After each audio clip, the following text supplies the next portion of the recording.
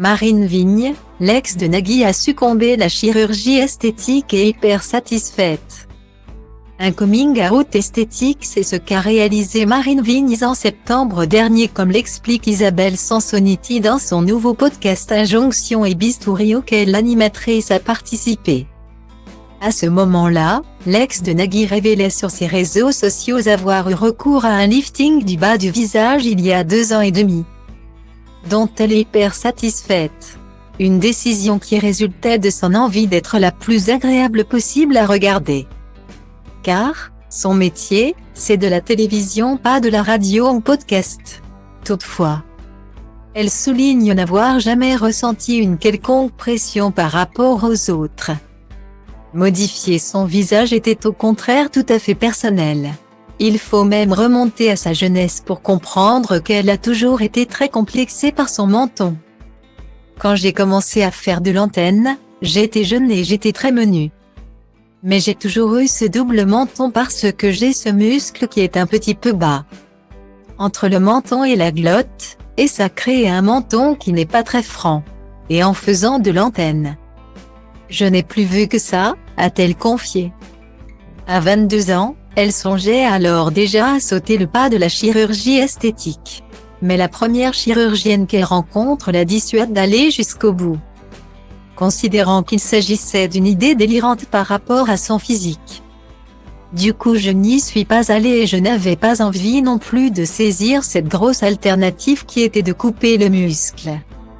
Le mettre plus haut, je n'étais pas gênée à ce point-là, donc j'ai fait avec. Et tout se passait bien jusqu'à ce Marine Vigne prenne de l'âge. Là j'ai commencé à me dire c'est moche. Elle tente alors plusieurs choses pour corriger son problème, dont le botox à grand regret. J'ai trouvé ça horrible. Ça m'a fait une tronche de dingue. Je trouve globalement que le botox dans le front fait une tête de folle. Ça me faisait aussi briller le front. Après cette expérience ratée, elle renonce mais se familiarise finalement avec la médecine esthétique lorsqu'elle réalise un reportage pour Teva sur le sujet. Il y a 15 ans. Elle teste alors 2 méthodes, l'acupuncture Aculif, une sorte de lifting naturel du visage, et l'intracell, une technique qui s'apparente au needling, des micro-aiguilles qui perforent la peau afin de provoquer une réaction régénérante.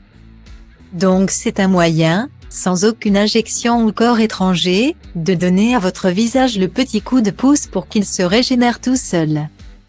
J'ai fait ça pendant 10 ans, à raison d'1 fois par an.